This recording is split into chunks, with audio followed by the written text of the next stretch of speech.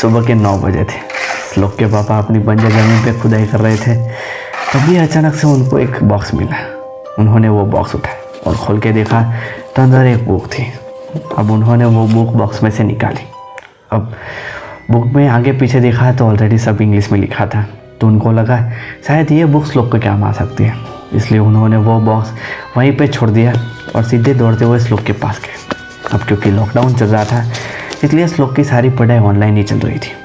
अब श्लोक अपने कमरे में बैठा था, तभी उसके पापा उसके कमरे में आए और ये बुक की सारी बातें बताकर वो बुक उसके टेबल पे छोड़ के चले गए। अब श्लोक खड़ा हुआ और वो बुक के पास गया। उसने बुक देखी तो बुक बहुत पुरानी लग रही थी और ऊपर लिखा था the future book TC Harding. अब उसने बुक पलटी तो नीचे कुछ इंग्लिश में लिखा था और वो ये था कि जब जब पृथ्वी पे महामारी आएगी, ये बुक उस महामारी से बचाने का काम करेगी। अब ये देख के श्लोक एक्साइटेड हुआ और बुक वही टेबल पे रख के सीधा अपने पापा के पास गया ये सब बताने। अब वो जैसे ही कमरे के बाहर निकला, बुक के पीछे जो लिखा था वो अचानक से गायब।